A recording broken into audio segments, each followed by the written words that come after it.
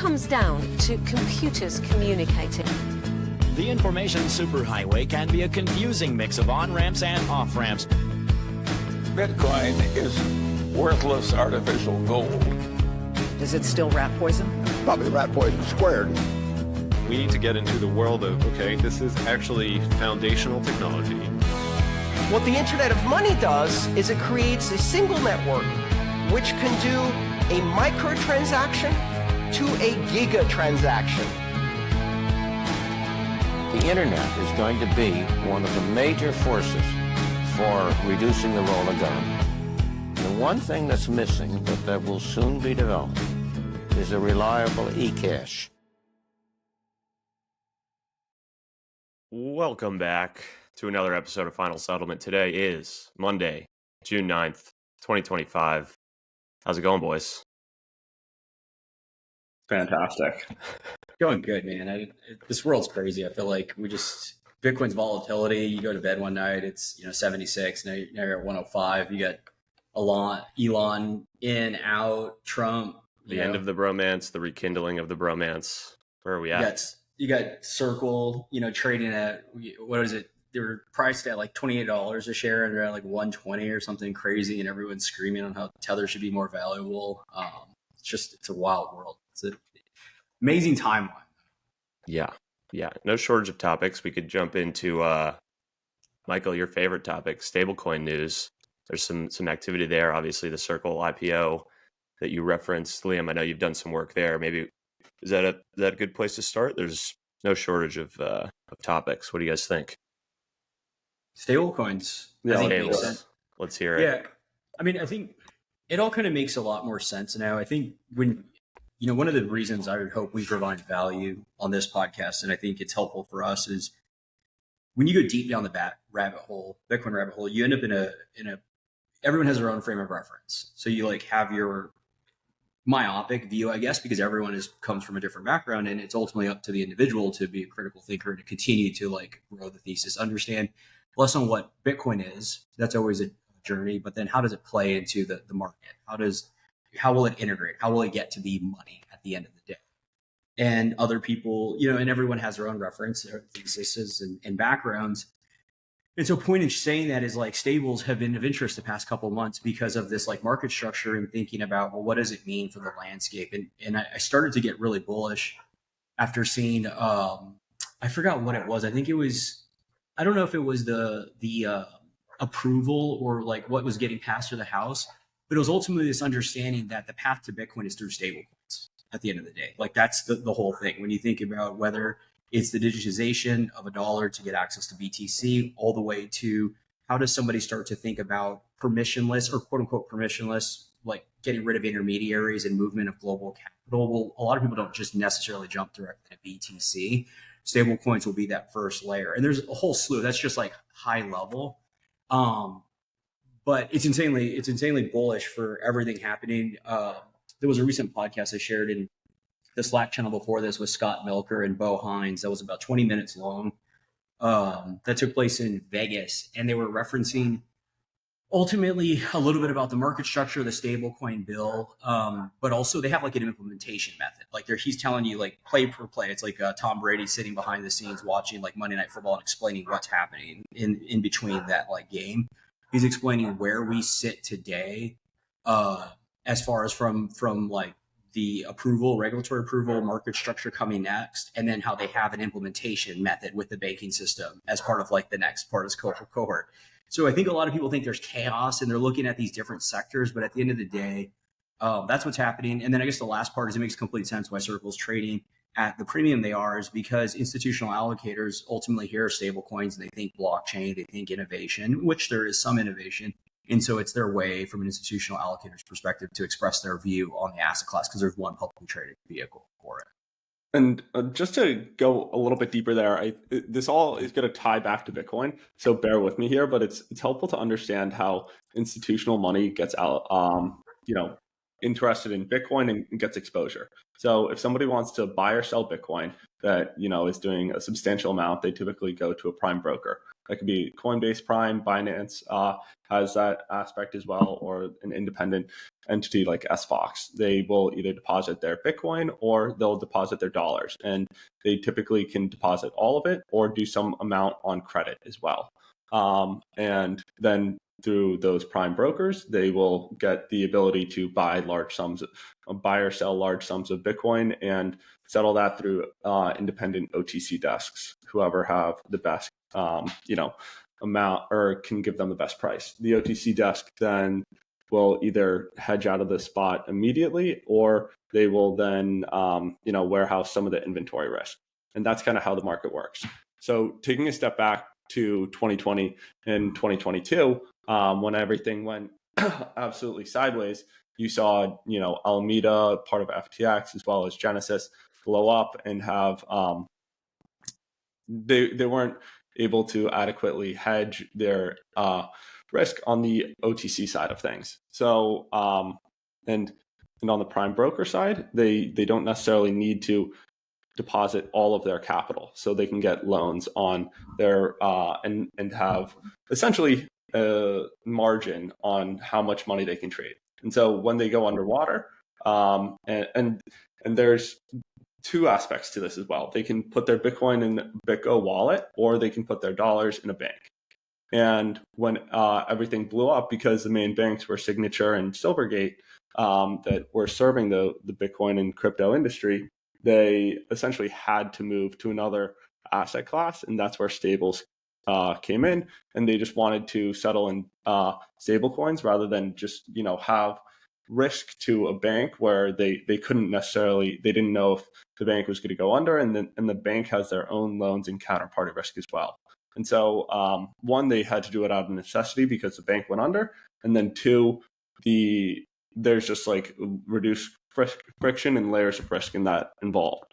And so the industry has kind of shifted that way, and it's not necessarily just going to be people that want to trade Bitcoin and broader digital assets that want exposure to stablecoins as their ultimate settlement layer, but it's going to be other industries as well that just are a little bit more worried about the risk at the margin. And so it's you keep on seeing all these banks coming into the space and trying to get their own share of the stablecoin market because they realize that they're going to lose deposits in the end. And tying this all back to Bitcoin, it's ultimately all about the trader, and it's typically hedge funds trying to understand their counterparty risk. And these stablecoins still have counterparty risk as well, whether it's Circle, Tether, or whichever one comes next.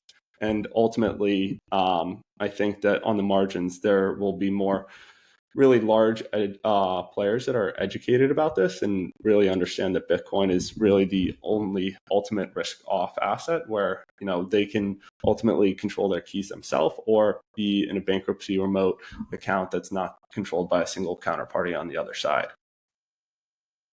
Yeah, no, it's really well said. And I think the biggest thing to me is sort of, Michael, what you've alluded to is like just normalizing digital dollars and having that basically UI UX get very clean and frictionless, where it's like the dollars sit right next to your Bitcoin, and that chasm that has previously existed just gets smaller and smaller and smaller to where it becomes commonplace and extremely easy to save in Bitcoin, spend in dollars.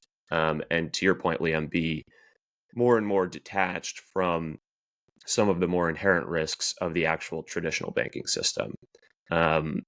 And so up on the screen right now is Circle stock price up 17% already this morning. I think it opened at 31 last week.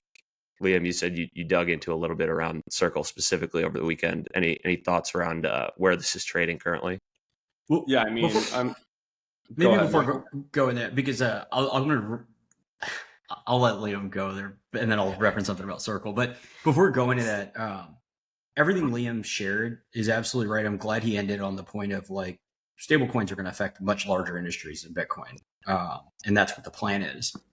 And there's a notion that we talk about a lot internally, whether it's an Onramp or early riders, and you're really onto something when you're kind of building as close to Bitcoin and the underlying thesis or a lot of the anecdotes you reference. And when I hear all the stuff we were just talking about, it's like everything's good for Bitcoin, everything's good for Onramp and early riders, because what Liam just described is ultimately what I was looking up the date. It was July 15th. It was episode 8 of the last trade. We talked about Larry Fink was going to securitize, or I was referencing Larry Fink was going to securitize Bitcoin.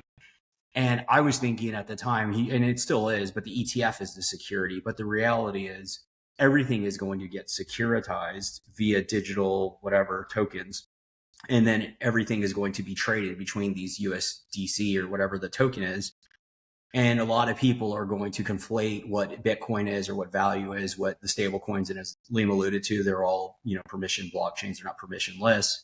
And over time, as certain individuals and groups build businesses to the underlying principles of understanding the robustness of Bitcoin and, aligning with the value there, they're going to reap outsized rewards. In the same way we talk about Bitcoin and people listen here and have majority of their wealth in Bitcoin and understand the reason why, it just takes time. And we're just ahead of that curve.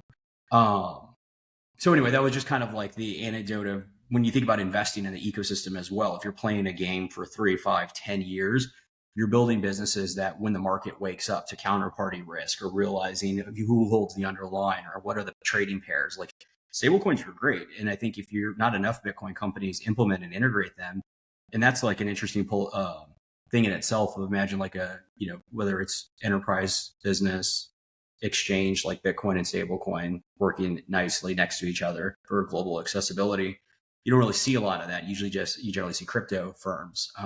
So anyway, there's a lot of opportunity out there, but it has to be rooted back to the fundamentals of where this goes. And where it goes is the market realizes 21 million is non-negotiable, and then more and more people want that asset.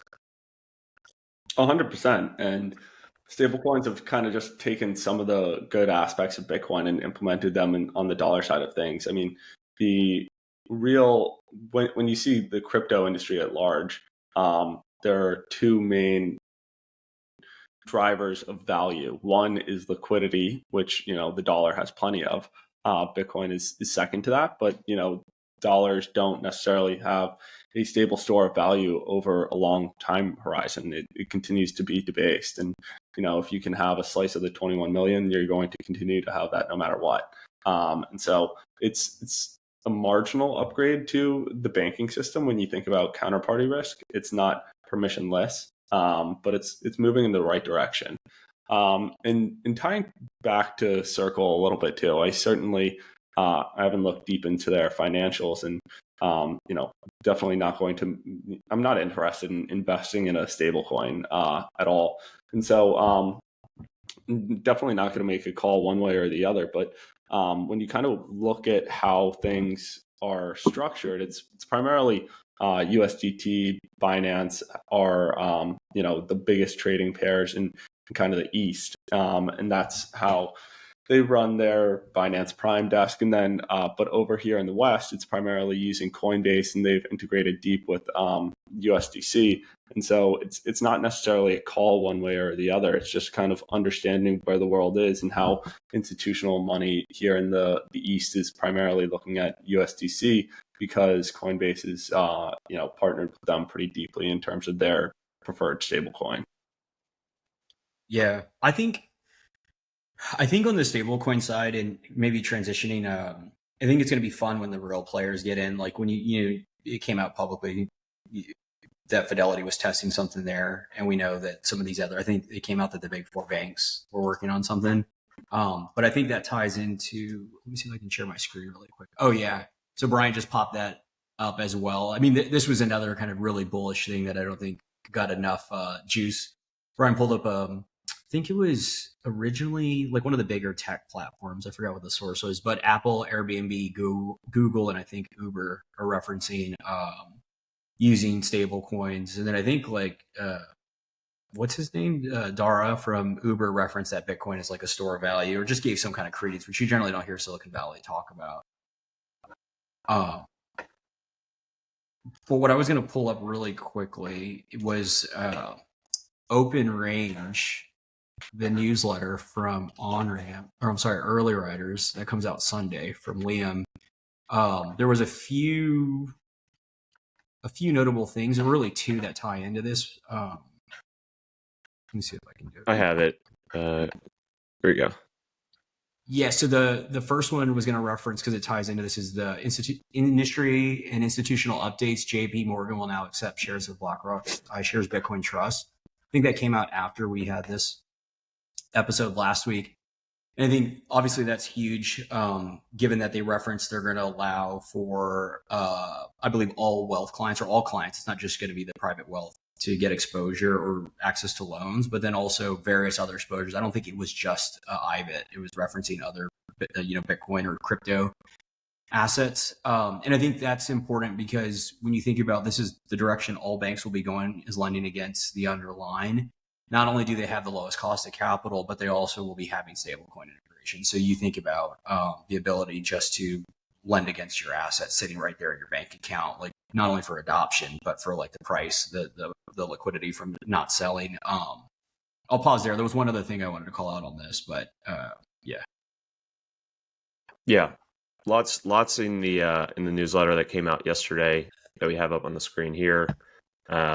As you mentioned, the JP Morgan news, Circle stuff. So one thing I thought was interesting was Sberbank, which is Russia's largest bank, basically announced some sort of quasi bit bond structure that they're going to be pioneering. So I talked a little bit about this on the last trade from last week, but this idea of sort of Bitcoin in general, strategic reserves, bit bonds, these tighter integrations with the traditional finance system. The United States and this administration has kind of just put these things into the zeitgeist, and now you're seeing sort of that flow across the world. Russia as an example. There was also South Korea last week, their newly elected president. A lot of his campaign promises were around legalizing Bitcoin ETFs, which are still not available in that country, despite it being, I think it's 12th largest GDP in the world, and also a pretty crypto forward populace, actual citizens and their interest in crypto. So you see sort of a lot of this flowing across the world, even though, I think there was some initial fanfare around the strategic reserve. Haven't had a ton of follow through on it. Like you mentioned that Bo Hines interview from over the weekend. I think it's coming back to the fore now. I forget the exact timeline on when the report is due that is basically going to reinvigorate some of that discussion around, well, one, the audit of how much Bitcoin do we have, and then two, how are we potentially going to accumulate more Bitcoin for reserve. So expect that sort of, the next month or so to sort of gain more traction again and come back into the limelight. But the point is, just us saying these things has sort of manifested across the globe, and you're seeing some knock-on effects of that. Yeah, 100%. I mean, the biggest one still that's at the forefront of my mind is I forget if it was MGX or Mubadala's $2 billion investment in Binance. I mean, that's a big sign of the Abu Dhabi Sovereign Wealth Fund getting involved, and they have shares of IBIT, and they certainly have the underlying as well. I think it's just like they're one of these countries who kind of positions themselves as partnered with a bunch of different, both the East and the West. And I think that the rhetoric that's going on, both about Russia's largest exchange as well as their largest bank, giving institutional access to at least dollar-denominated Bitcoin bonds and futures trading is definitely not anything to understate. It's kind of the geopolitical flow of funds is definitely shifting a little bit more towards Bitcoin as well, just on the margins. Yeah, I think there's something interesting. It's like a paradox that the more global trade breaks down, the more people will drive to Bitcoin. Because if you think about it, if you had treasuries and dollars as your kind of medium of exchange and store of value, and as that becomes more and more untenable, naturally people will go towards Bitcoin and understanding it and understanding the properties. The other aspect that was in that document, which we're doing so many pods now, we talked about it, it's worth checking out. It seems to be enjoyed by listeners, is the the broadcast. I like to joke and call it the broadcast, but it's a broadcast we do every other week with Brom. And one of the things we talked about on that came out Saturday was the Bo Hines being down in El Salvador. And I think it's a huge deal for a number of reasons. And it's actually, I was talking about it before listening to his pod with Scott Melker, but I think the key thing here is that these guys are actually playing to win, in the sense that like his boss is David Sachs. David Sachs is a tenured world-class entrepreneur and then venture capitalist that's leading this charge. He takes the job seriously. I mean, it's shown based on the divestments of his exposure into the sector for trying to get a job done or to do the job in a independent way. Point being is they're trying to understand who and what has been done previously to figure out how the U.S. is going to step into this in the most efficient way and be a leader for not only the next 5 years, but maybe for the next 50 plus years. And so I think that's just a big one that we haven't seen. And I think this ties into, again, the opportunity set. When you think about everything coming in the news, all the different banking integrations, fintechs, now you have tech companies, there's going to be no shortage of opportunities to jump into the space, whether it's to work, invest, build, to just keep your eyes peeled, because every day we look at different new opportunities, whether it's in different parts of the market or the United States or different parts of market structure and how Bitcoin or other assets can integrate with other assets like financial, real estate, stocks, bonds. So it's just an exciting time. 100%. One thing I wanted to pull up was sort of related to this is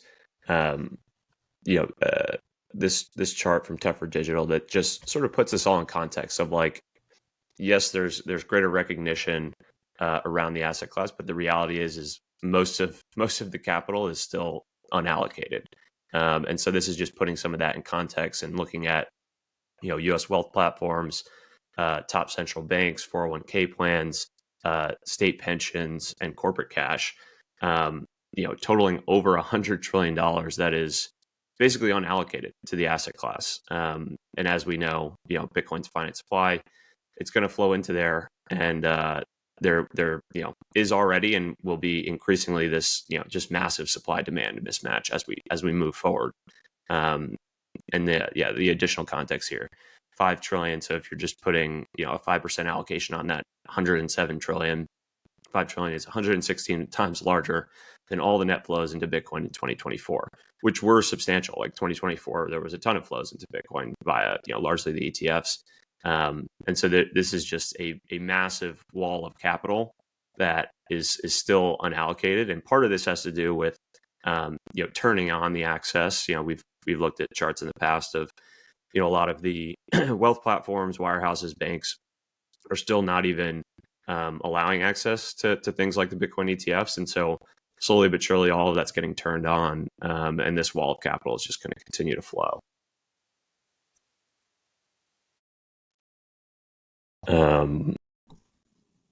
Where do we want to go from here? The big, beautiful bill, Trump-Elon bromance. Any thoughts?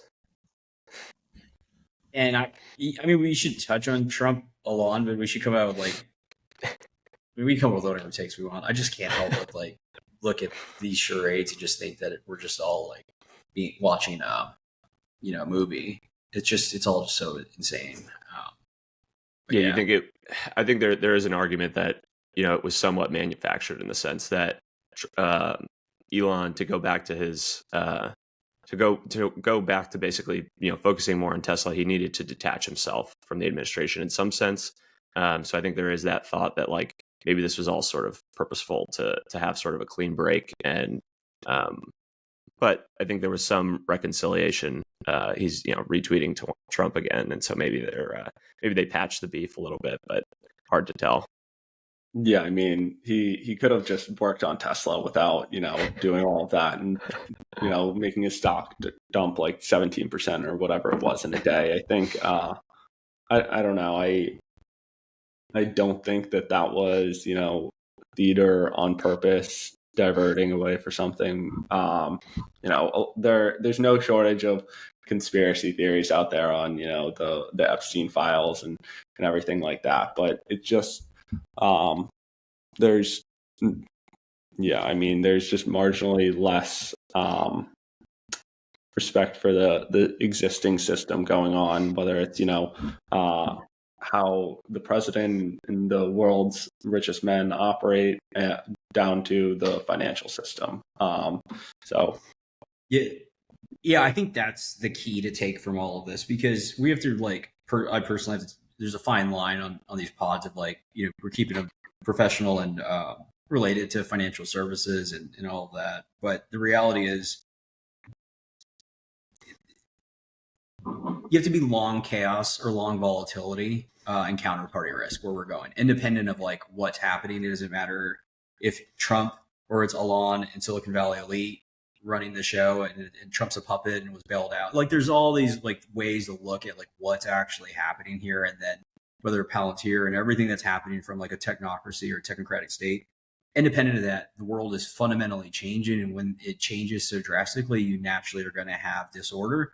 And with disorder comes lots of opportunity, but also a lot of potential ways that you can lose. I think it was said really well as the dollar isn't just inflation isn't just a marginal problem; it's an existential problem, and that was really key for me to hear, because ultimately I think that's why a lot of people listening and why there's so much room is everyone thinks it's a marginal problem, and so that if I don't allocate, it's it's okay, I got something else, or I'm holding assets in a different form.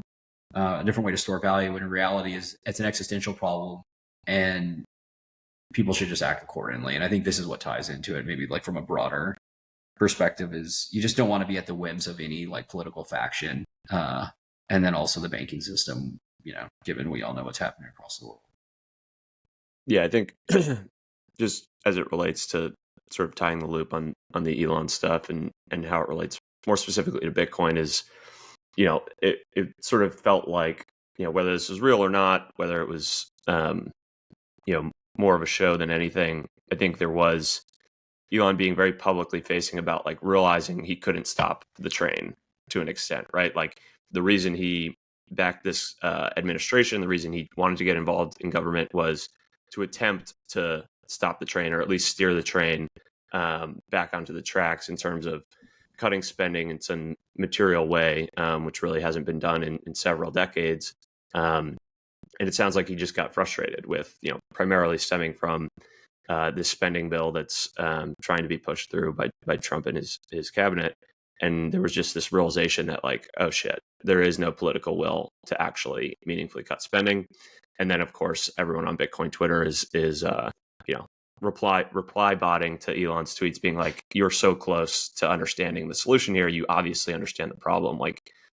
And again, he's talked about Bitcoin in the past.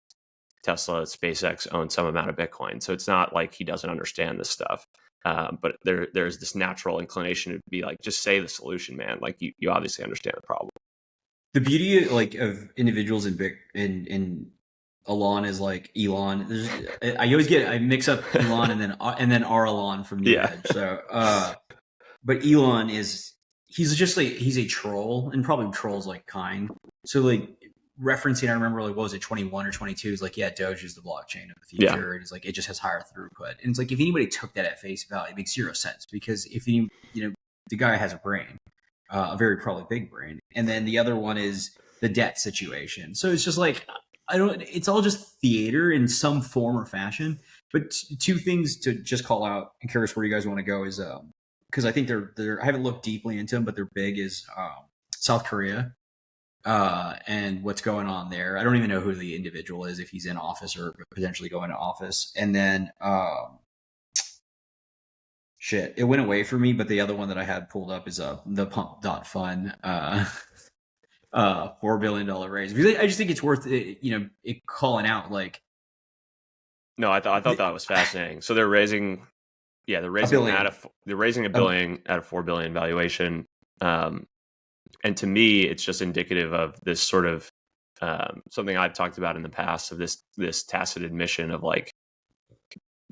the broader crypto ex Bitcoin, ex stablecoin space has really devolved into just the gambling casino, and this is a strong signal of that. Is okay, that's where the actual value lies, is just this hyper powered online casino.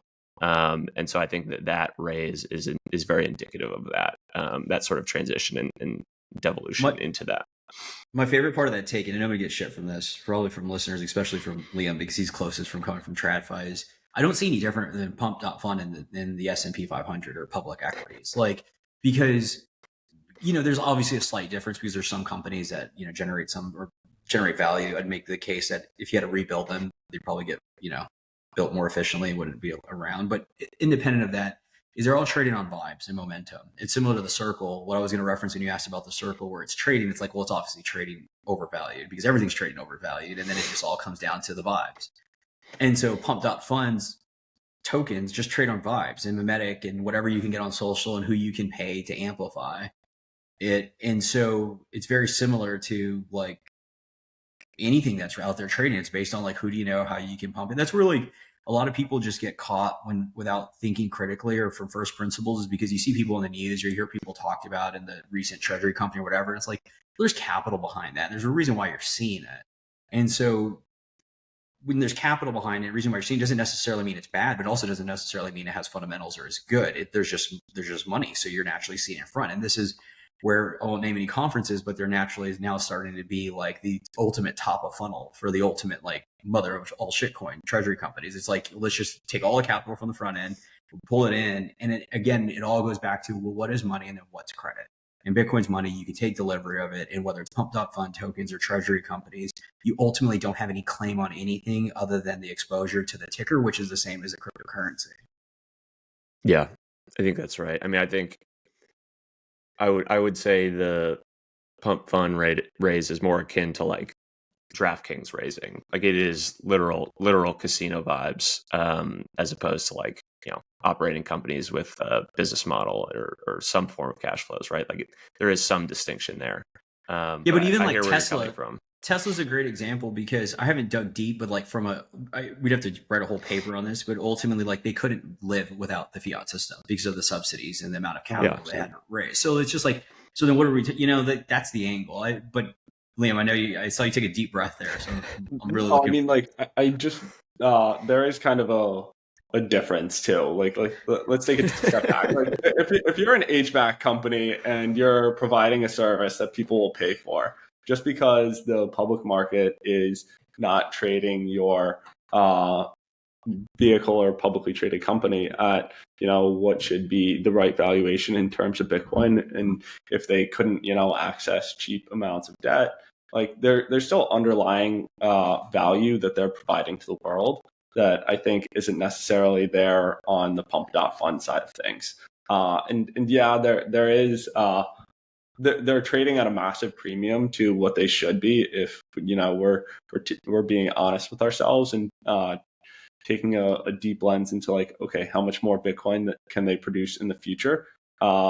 Versus, I haven't ever gone on pump.fund and I try to, keep as many brain cells as I can by not looking at it too closely. But I think that there is definitely a difference there. Yeah. I mean, obviously there's a difference if somebody's producing like value in the world. The thing that I think nobody really takes account for in prices is it's kind of like in life, we always are good if it doesn't relate to us. Like if it's not our problem, if like somebody doesn't have exposure to Ethereum and they only have Bitcoin, they're fine with Ethereum being crap. But if they have a little bit of exposure to Ethereum, it's like, well, hey, let's be open-minded.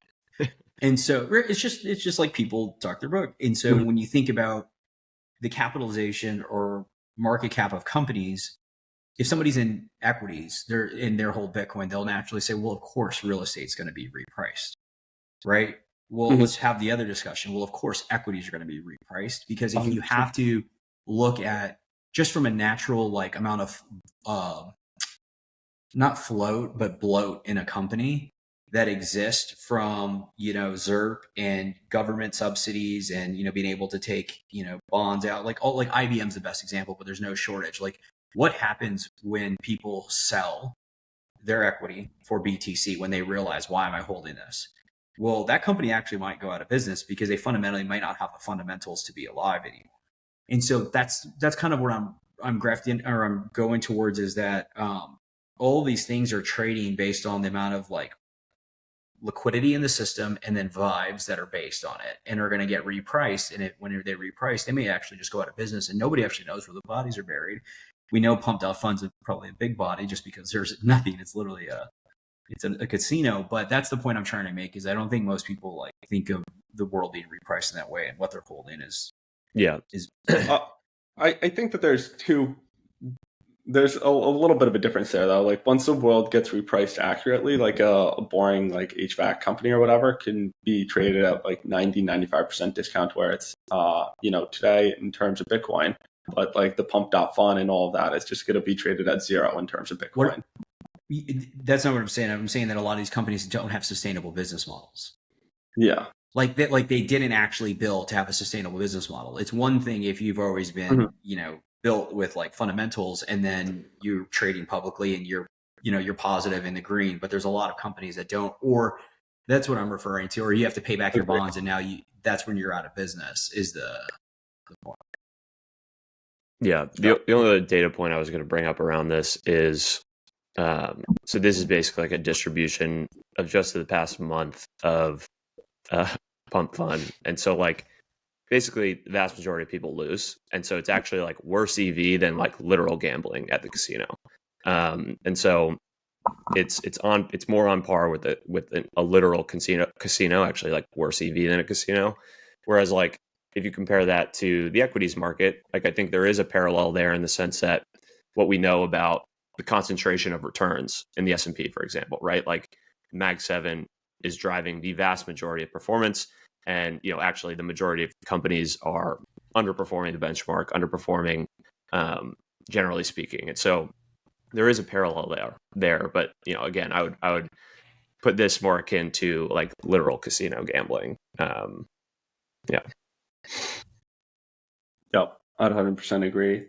And, kind of ties back into the Trump company raise. And so, it's interesting to see that they're now launching their own ETF, and you guys may have touched on this outside of this show as well. But we haven't really seen this with they raised their $25 billion or $2.5 billion as a convertible note, and it looks like they're actually taking the steps to launch an ETF with that. We haven't really seen any of these Bitcoin treasury companies. I don't know if they're going to be considered one, actually go and do something with that and try to create a product that, they can get fees on with it. It's just the first one to go in this direction. And I think it's worth watching to see if and how successful it will be.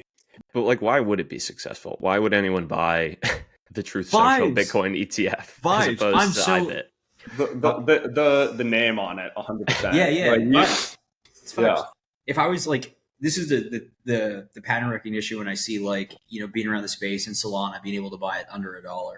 It's like you saw like it was great marketing. And I look at something like this and even the treasury companies, there's a principled version of why I don't trade them because I see them as zero sum. But if I was looking to dump on somebody, I would definitely buy Trump's ETF because to what Liam said, it's the president of the free world, and he has his own Bitcoin ETF. Like it has to be the best one. There's better Bitcoin in that ETF. Yeah, but it's not going to outperform Bitcoin. Like it's different than the treasury companies.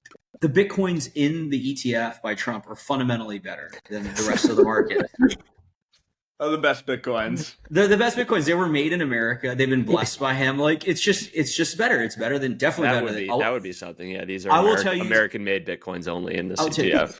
I'll tell you, it is objectively better than Bitwise's ETF because Bitwise will tell people to go buy XRP and lobby on behalf of there. So like Trump, at least he's just staying principled with just the Bitcoin ETF. Fair.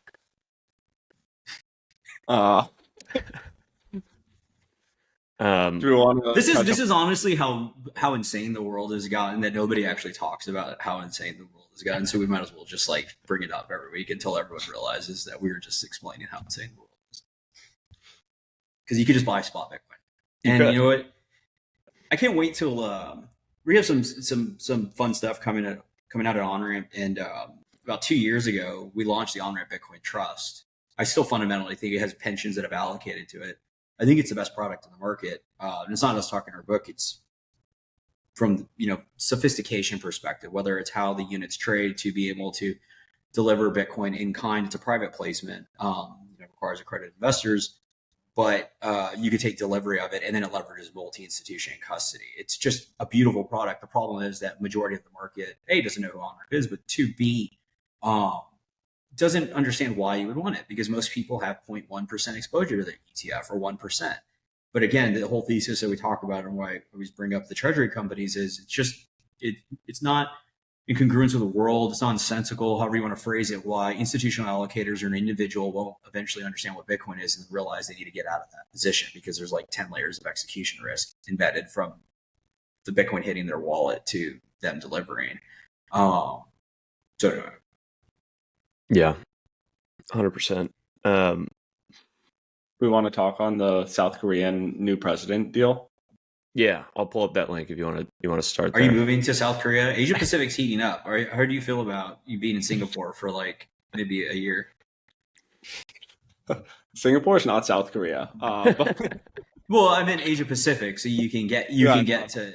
I figured you wouldn't have to go to South Korea. Singapore was a nice middle ground. It's nice. Yeah, no, it's cool to see. I think I wanted to tie this back to what we talked about earlier, a couple weeks back, which was the odds of a non-Bitcoin digital asset president getting elected, I think has gone down significantly over the past, year or so. I think at least while Bitcoin is, not 80% off its all-time high, we're going to see this trend continue. I think that there's no significant benefit to being anti-Bitcoin, anti-digital assets in general. And I think that this can only be a pro in terms of, marketing your own strategy. The vibes are higher as we talk about when talking to other, young people in particular. But it's good to see. We'll see how this, if and when this actually does get implemented, because a lot of these politicians, as we're seeing, just kind of talk their own books in order to get elected. So but I think it's great to see on the margins. Yeah, and I think there was a few key points from this. One was allowing spot crypto ETFs, also pushing forward a yuan pegged stablecoin, and then the third, which I don't see in this publication but was also included in some of his campaign, was allowing the National Pension Fund, which I think is has close to $1 trillion in it, to invest in Bitcoin as well.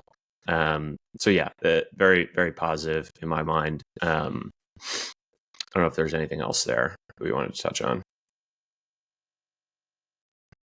If not, I could pivot. There is something I did want to pivot to that is not as related to Bitcoin necessarily, but more on the AI side. I don't know if you guys saw this report that Apple put out, basically saying that AI reasoning models aren't actually thinking or aren't actually reasoning. It's all just memorization and pattern recognition.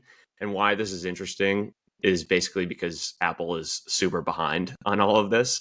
And so one way you could look at this is them basically coping and just fudding everything that's going on and saying we're not actually making the progress that we think we're making, and we're way farther from actual AGI as some of these other companies would suggest. And basically the takeaway is they effectively created puzzles or things for these models to think about that they haven't been trained on. And once they're looking at things that they haven't been trained on, they basically hit this wall of understanding and reasoning. And so what that would tell you is that they're not actually thinking, they're actually just memorizing what they've been trained on, which I don't think is a new novel theory, but it is just funny to see Apple put this out, given that they are sort of behind all these other companies. Thoughts?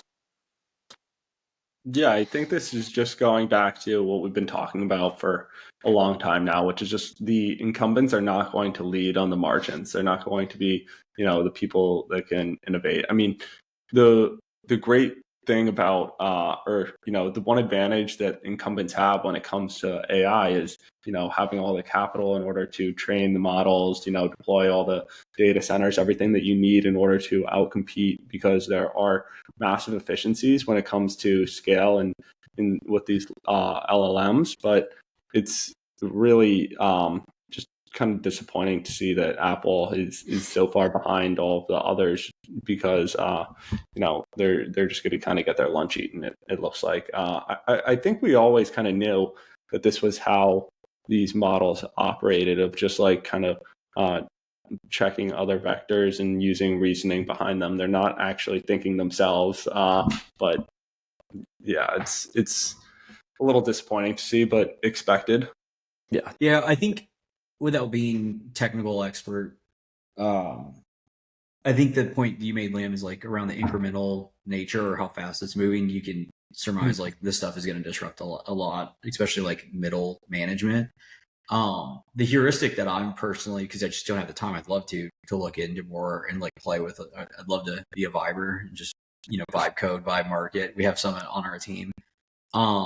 But is like when you really start seeing people anecdotally lose money or assets or get phished and scammed. Because I think when it gets that good, is you're kind of like, no, because there's a dynamic nature to this process, right?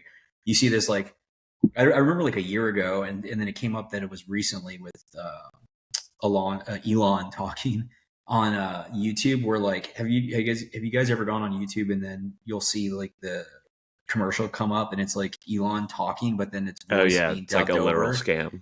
It's a literal scam. And point being is like when you start to see these become very like dynamic and in real time, to the point of like that reasoning, that when somebody's asking the question and you're able to like actually bring together relevant information based on time, local, understanding of who the person is, like that's when you start to like, and I think it'll happen in incremental steps, but that's just something that I would use as a heuristic to understand if this shit's really getting out of hand. Because right now, like, you don't hear about that. You just hear of ordinary phishing and regular robocalls happening. Yeah.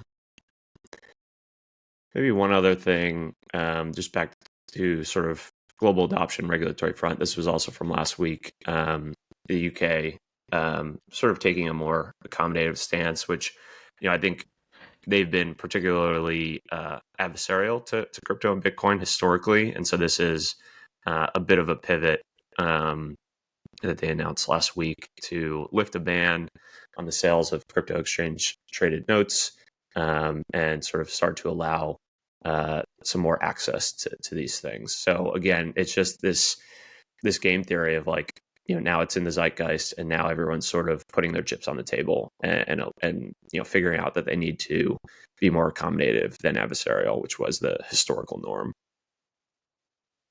Yeah, I mean, this just all goes back to the point where the most sophisticated people want Bitcoin. If they can't get access to it, they're just going to leave your country, and you're not going to be able to, get their taxes anymore. And so you may as well lean into it and embrace it, and take the capital gains taxes on it. I think it's win-win for everybody involved if the current status quo keeps up. I don't love capital gains taxes, but that's not going to change anytime soon.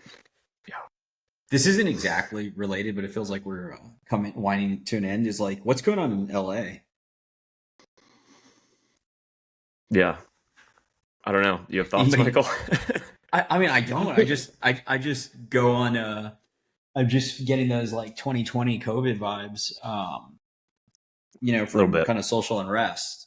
And the reason why, I guess to tie it back to this is like, people get unruly and they don't follow the law. So like, imagine somebody has wealth. This is like California. Like empirically, I would say directionally about half of all the Bitcoin sits in California. All of the United States, Bitcoin. In the United States, yeah. You can make the case potentially because of Coinbase, but because of Silicon Valley and just technologists, they were the first to really see it. The point being is like that is it came out last week. I don't know it's not even in stone, but whatever it was with the assets being like on an exchange if you pass away and they have access to or rights to. But point being is like California holds a lot of Bitcoin. There's a lot of wealthy people there, and it's practically like a failed state at this point. And so when you think about custody and your arrangements and how you do it, like that's kind of again from how we started the show as being long volatility and counterparty risk. You want to be very careful with how you're positioning your money. So anyway, that would be how to tie it back to. Yeah, 100%. Yeah, I mean, if you're not able to keep people safe, then people will leave, especially when their money and personal safety is involved. All right. Anything else, boys, before we wrap? We should wrap. Sometimes if we come up with one of what do we want to see or what's missing, there's like no shortage of stuff. So like, but I have something top of mind, and I'll keep it quick if you guys have something else. Let it rip. We can extend. We just need. We talked about a little bit a few episodes ago about like the piggy bank and the kid idea, and I still think that's awesome and should be done. But I think there just needs to be a like very asset light exchange that's denominated in Satoshis and probably just built on Lightning or maybe even eCash or some hybrid of that. You'd have to figure out the regulatory setup on how to do that, but it can't be that complex. But the main point of that is just like where the market's heading. There's more and more people getting out of their skis when it comes to leverage and thinking that 100K Bitcoin, they can't buy a whole Bitcoin. And there's just something to things are going to start getting priced in sats. People are going to start, paying in sats. And there's some market advantage and opportunity to educate around financial wellness on just like how far your dollar goes or down in sats and how it incrementally goes up monthly and annually. And nobody's really like coalesced around that and done it in a good way that I'd really love to see. And anybody can do it. It's not the hard part. I think really what it's going to come down to is the taste and commercialization of like, how do you actually bring that to market and make it, a viable business? Yeah. I mean, I would say like Block is probably closest to doing something like that, just given the work that they've done on the Lightning side of things, sort of in parallel with their, Cash App and traditional exchange and stuff. So that would be my guess in terms of like who's closest to doing something like that. But to your point, it might make sense to someone to have a singular focus on something like that. Would probably be pretty fruitful. Block reminds me a little bit like Fidelity. While I love both of those firms, the reality is like what Liam talked about earlier. I don't see both of them. They may lead from the incumbents direction, but they won't lead from like 20 years from now us looking. And it's just basically because there's too much inertia. Like when Block has to come up with something or wants to educate the market on Bitcoin, like not only do they have all the other things you referenced that they have to work on, but also it's always going to be some like tempered down version of what they really would want to bring to market or explain. And it's similar with Fidelity. So it stifles the innovation, why people leave. So I fully would expect somebody that wins that is going to be kind of from an early rider or somebody that's. Yeah, 100%. I mean, the Fidelity and Block have the best top of funnel because they already have all the customers, but it's just the bureaucracy of the large organizations that, limits the amount of innovation and the speed that can happen in the industry. Yeah, I think a prime example of that is like, what they announced at the conference a week or so ago around, turning on basically access to Bitcoin at all the terminals. Like that took years. Like people were calling for that for literal years, and it took them that long to get there. And it's unfortunate because anybody running a business knows like the first step is literally like just getting punched in the face. Like you got to launch it and then hear the market's feedback and understand how to commercialize it and how to like get the right tooling and all the things. So like they're starting today theoretically. Obviously, they probably have done some user testing. But to Brian's point, if they did it 4 years ago, they could have like disrupted, global finance or how like interchange works. So that's a great example. And then the use case of just buying Bitcoin or holding it or exchanging it for an intermediary good is like just like getting out of bed. It's expected. Like that's just the start. So then once they get there, somebody else is going to be running faster downhill. That's why I was thinking of like when Fidelity does multi-institution custody or Coinbase, like there'll be like 10 other products that are already out in the market leveraging that we'll be doing. So it's always going to be playing catch up behind it. It's similar with Blockbuster. I'm assuming try to do streaming and didn't work out for them very well. Yeah. All right. Great rip, guys. Good rip, boys. Appreciate it. Thanks, guys. See you guys next week. All right. Thanks for listening to this week's episode of the show. If you found the information valuable, please share the episode with a friend or leave a rating on your favorite podcast app. All the links we discussed in today's show will be in the show notes inside your podcast app. Before we finish, a quick reminder that Onramp Media is for informational and entertainment purposes only, and nothing should be construed as investment or legal advice. Regardless of where you are on your Bitcoin journey, we'd love to hear from you. Visit onrampbitcoin.com/contact to schedule a consultation with one of our private client advisors.